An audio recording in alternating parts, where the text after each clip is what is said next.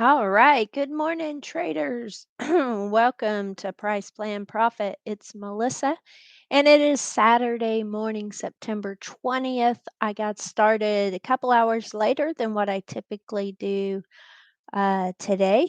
That won't be the normal time. I'll go back to 8 a.m. Eastern time next week, but I had some things to take care of this morning, so I needed to push the time back a couple hours.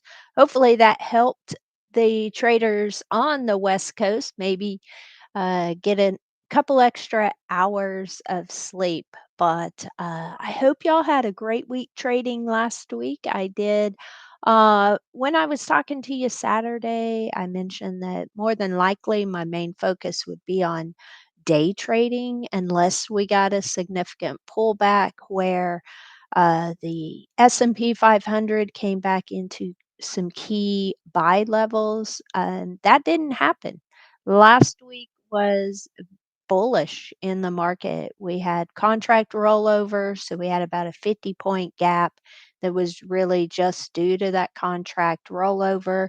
And then we got positive price action for the rest of the week, and you can see that on this S&P 500 chart.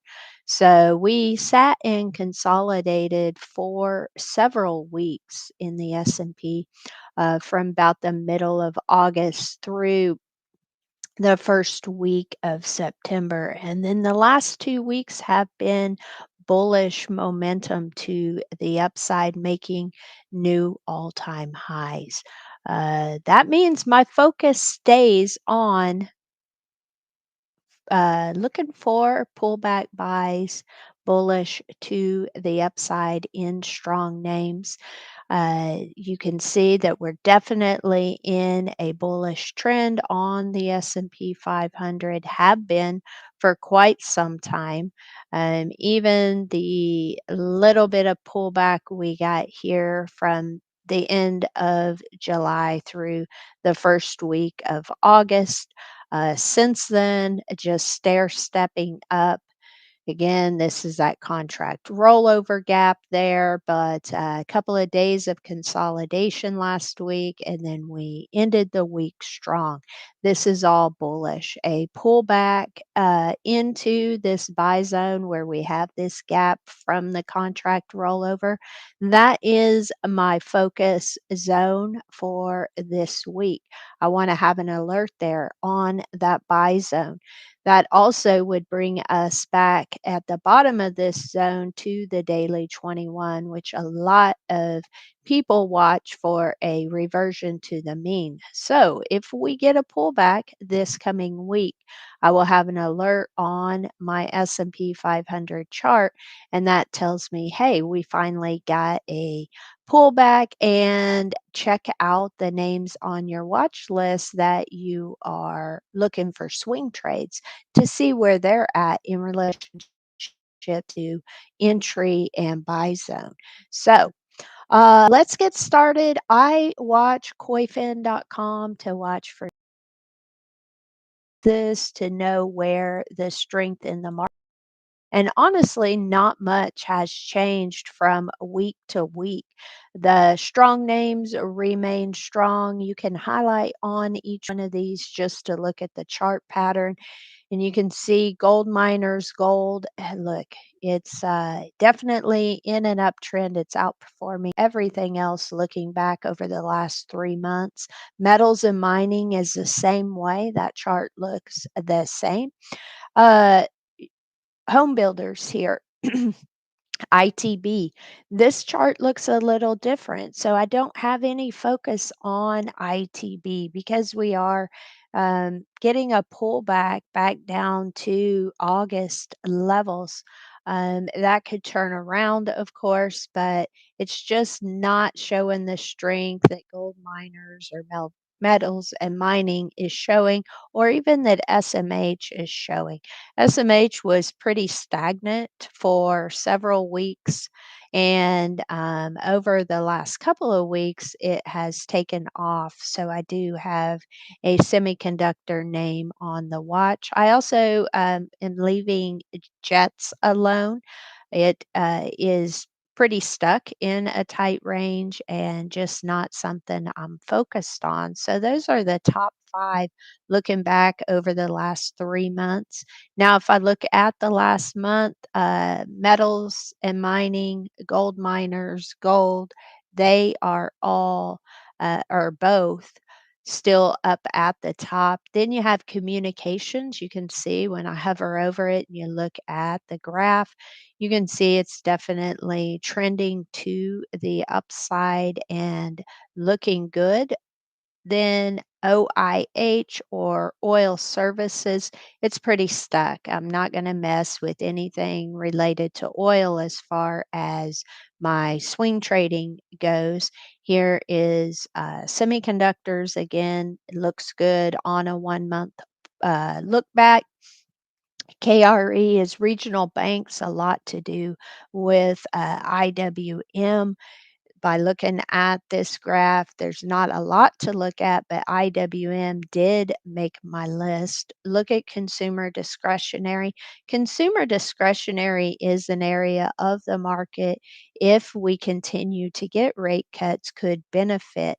And so XLY is looking good as well as tech is heading back to the upside now. Energy, not messing with it. Financials is another area of the market with rate cuts that could benefit potentially. So I have a idea on Bank of America.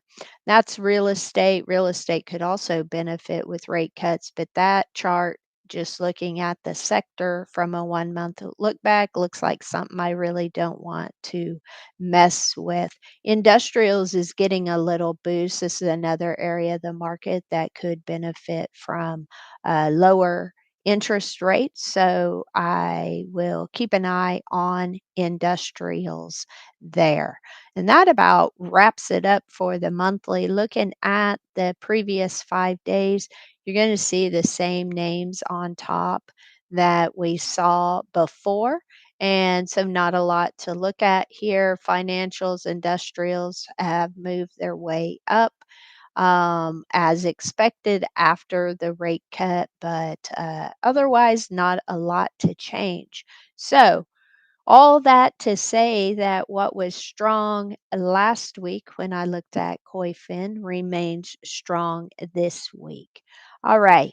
So let me just dive right into what my focus list is going to be for this upcoming week. And I'm going to start with Amazon, give you what my trade plan looks like for Amazon. Of course, I'm looking for a pullback. I am waiting for a pullback. Amazon has been consolidating right here for 3 days.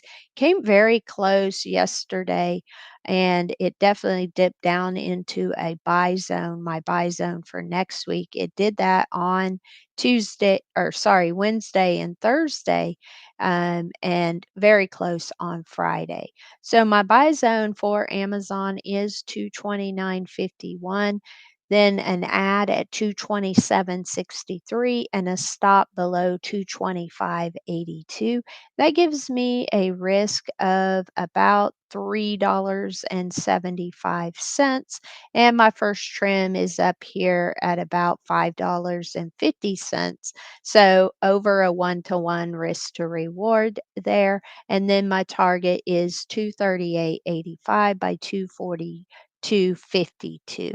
So that is my trade plan for Amazon. It is part of the consumer discretionary sector. It has a nice daily squeeze on it. These squeezes can fire and give momentum, continuation, and a momentum, and that would push and help push Amazon up to target and potentially make new all-time highs. So that's on my first name that I'm going to watch. This trim is at the upper trendy weekly edge. That's why it's a trim there. It's also a place that during this consolidation has been an area that sellers have been overpaying powering the buyers. So that covers Amazon. Up next, Ethereum. ETHA is how I choose to play Ethereum. Um, Crypto has been coming out. Was it let's look at the trend of Ethereum. It's definitely a bullish trend. It is holding, right? The daily cloud.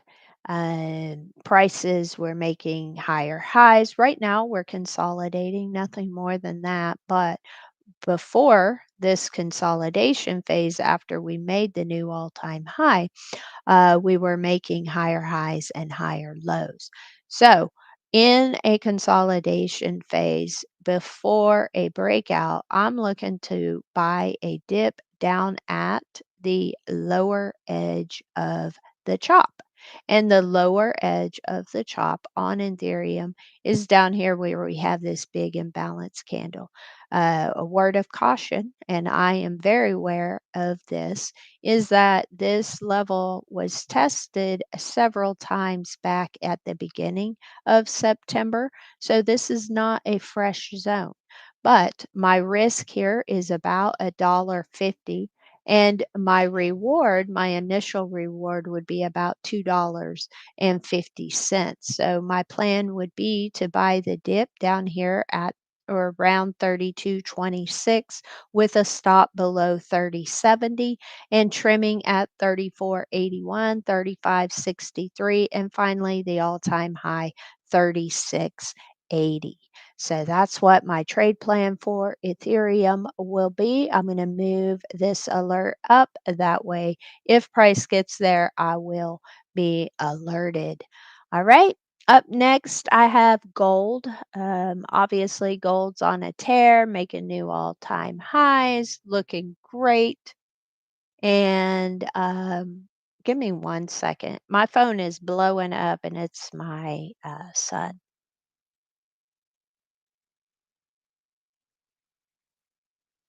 Okay. Sorry, we have a birthday party today for my grandson. He was asking me about the food plans. All right. So, looking at gold on the daily chart, consolidation from the end of September to the end of, or sorry, the end of July to the end of August. Gold just consolidated here, and then boom, it ripped. It tore out of here. With a super bullish ticker such as gold, I'm going to focus on a pullback to this bull channel for my trading plan. All right, that's going to give me a risk of approximately $5.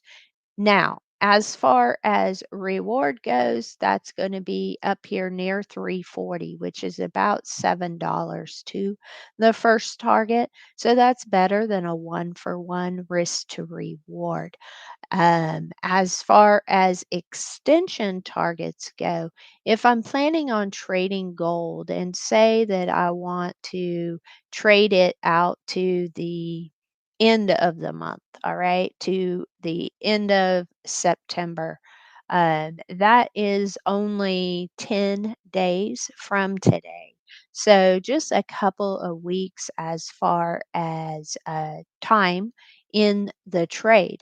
I can take a look at the ATR and you can see on a weekly gold moves about $9. So from 333 $18 move would put us right at about the round number of 350. That's going to make it really easy for me to set some targets here because 350 would be my ultimate target if I'm trading this through the end of September. And then, as far as a target in between, if I just take the 50% of a move of approximately $9, that's going to put my middle area somewhere right around 345. So My trade plan would be to buy back here at a pullback to the bull channel 333 to 327.94, and then trimming right at 340, 341, and then 345, and finally 350. All right.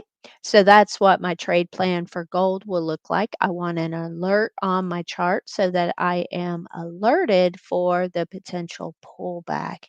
And by the way, if you guys have any chart requests when I finish this session for what I'm looking at, I will take some requests, not a ton of requests, but I will take some requests on charts that I personally am not focusing on, but maybe you're focusing on. So if you want to put those in the chat here, I will answer those in the order that they come in.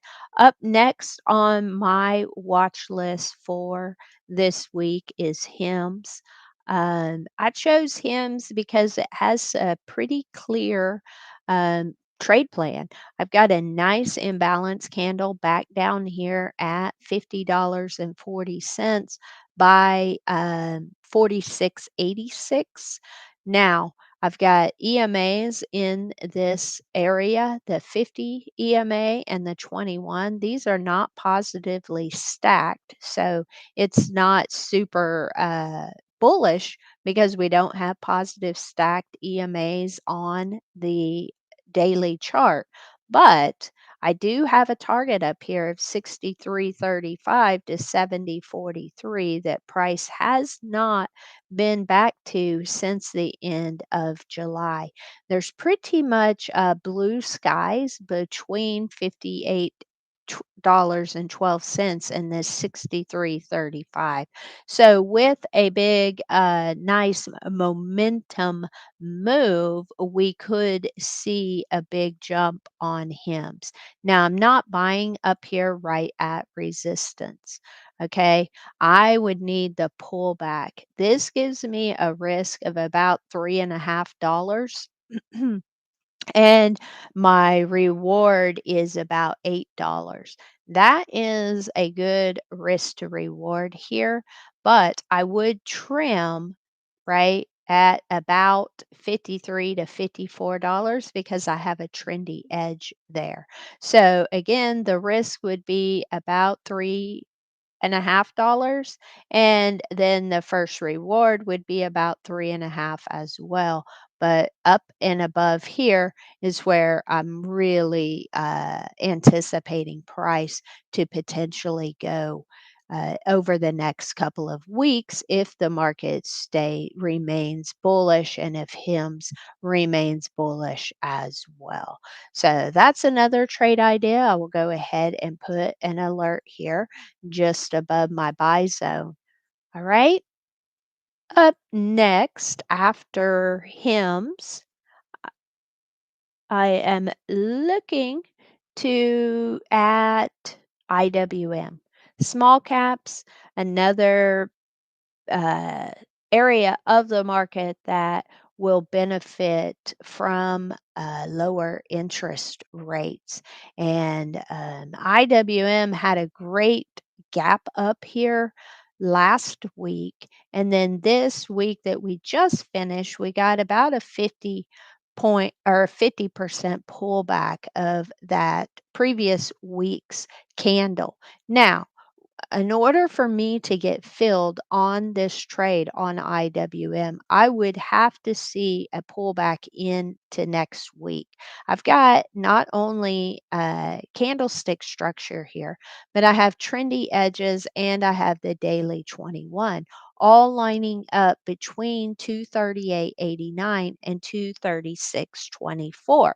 So that gives me a risk of about $2.50. And as far as reward goes, it's going to be about $6. So that's a good risk to reward. This was a new all-time high in IWM, and it took forever for IWM to finally create a new all-time high. As far as extension targets above the all-time high, I'm just going to measure this gap move up to the all-time high.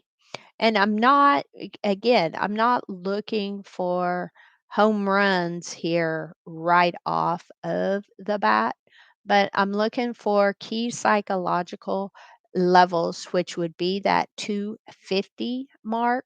So some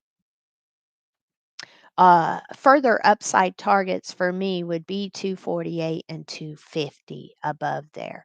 So you can see a couple of dollars of risk here, about two and a half or so dollars of risk, and then first targets being 244. Let's say that's about $5, and then all the way up to 250 would be about $12. So that's a great risk to reward on this trade, and I need an alert here for me to know that price has come to my buy zone on IWM. All right. Up next, and what I'm going to be watching is Rocket Lab. Rocket Lab, look, this thing trades all over the place, and it is pretty volatile stock to trade. It is making higher lows, it's making higher highs, it's in a bullish trend, and it has pulled back very near to where I would be looking to buy a dip. So, for that reason, it's on my watch list for next week. Going to set my alert just above my buy zone there. For this name, I would definitely scale in. I have a risk of about $4 here. And then my first initial reward is going to be about a one for one at that key psychological $50 value. Um, that would be about a one for one because I got $4 of risk. But remember, in this buy zone, it's very likely that if we get a pullback in Rocket Lab before we start making a higher low on a lower time frame, I might be buying this thing down here at 44 and a half. So I would only have about a $2 risk. All right. So you never know where or I rather never know exactly where I'm going to buy in my buy zone because I'm going to wait for that confirmation. Like if I'm looking at a daily chart, and if you don't understand exactly how I buy with confirmation, be sure I'll link a video in the comments after I post this of how I wait for confirmation in a buy zone. I'll put that in the comments for any of you who don't understand or maybe need a refresher. But this is my buy zone. I will be waiting for confirmation. First target is 50, then 52, and then up here at the all time high of 55. All right, good enough risk to reward for me, both at first and second targets, and then my ultimate target. So that's my game plan for Rocket Lab. Then a semiconductor name that I was watching last week that I just didn't get my buy. It never came down to my zone. So I'm going to leave it on there again. I got about a $7 risk. Got about a $10 reward. And this is the zone that I would be looking to buy for TSM. I have the daily cloud lining up there. This is the bull channel on a bullish name in a bullish sector of the market.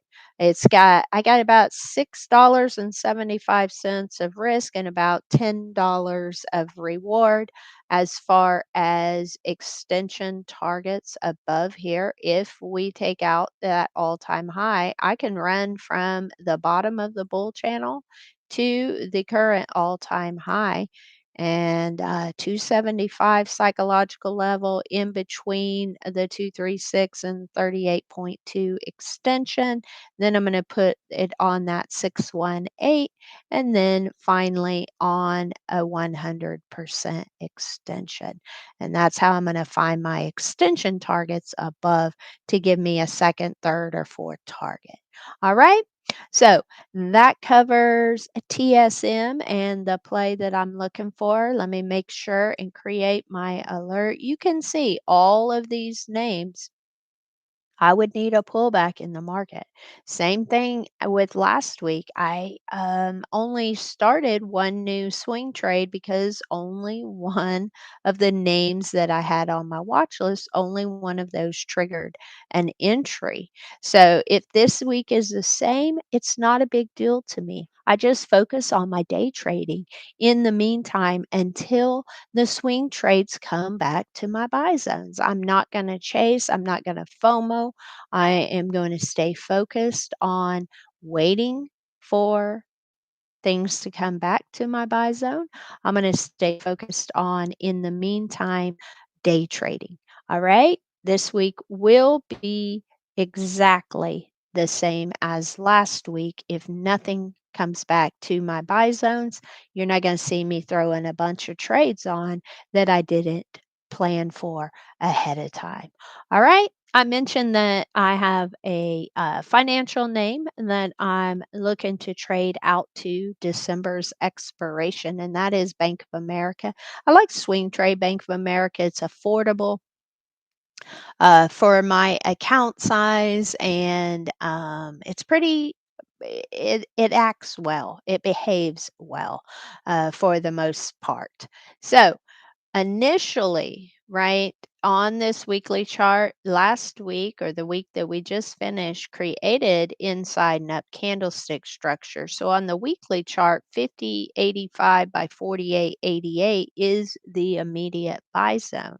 Then if I look at the daily chart, I can see that that's going to line up with where I have some daily structure as well as trendy edges and key moving averages. So, although I'm trading this out to a December expiration, if I get a pullback, I'm going to use this daily chart and focus on weekly candle closes. So, that's a little different than what I typically do, but that's the way I'm going to play it. So I'm looking for a pullback somewhere around $50.86, and my stop would be a weekly candle close below 49.46. Now that's going to give me a dollar 40 of risk. I've got an initial target about 1 for 1, and then my upper targets are going to be obviously better than 1 to 1, a 1 to 2, and almost a 1 to 3 up here. So the risk to reward matches my plan, my buy zone, where I would add to the trade. This would be the $50 calls out to December. And this is my target to the upside. Guys, this high on BAC, this zone, look, it goes, this is when it was created all the way back in 2006. Wow. So 20 years since price has been up here, but that's what I'm shooting for in anticipation of further rate cuts and banks benefiting from that. But I would need that pullback. If you want to, I can take a look at a industrial type name that caught my attention. I did not create a trade plan for it yet, but we can do that now. You be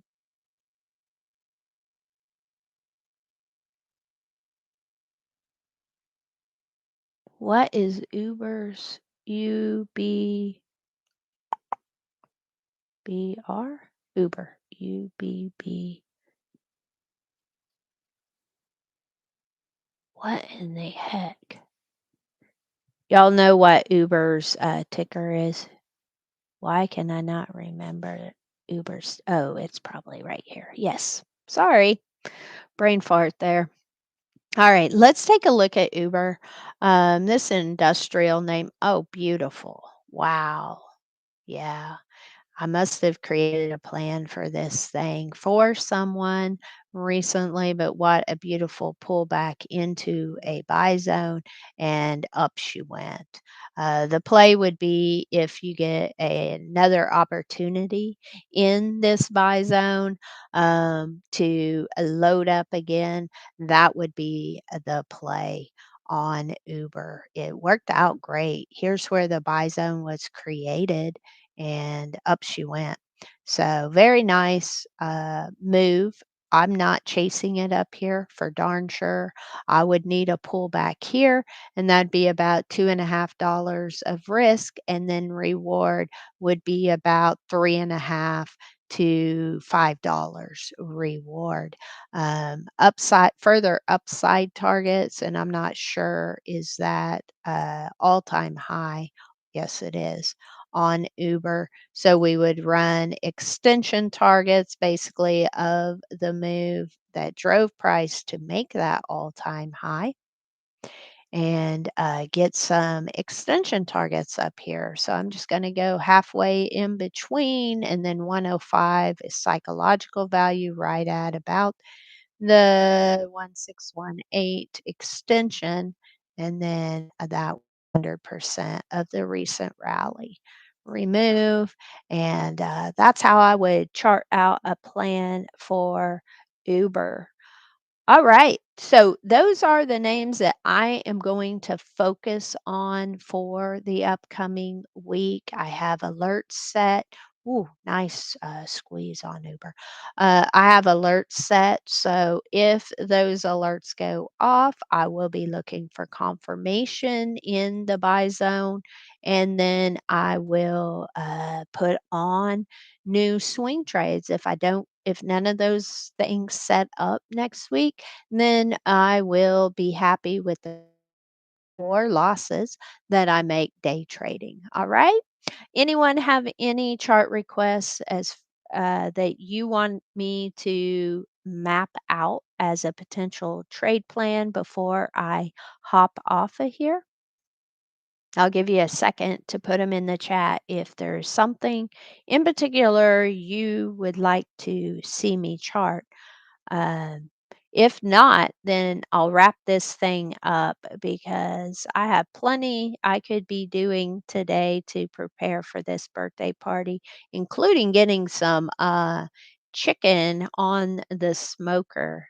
All right, guys, I don't see any requests, so I'm going to wrap it up here.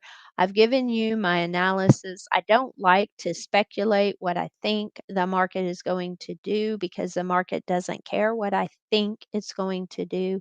What I am going to do is focus on the trend that is, and that is bullish. I'm going to look for outperforming areas of the market, look at stocks that are in bullish trends that are close to areas that I would be looking to buy a dip.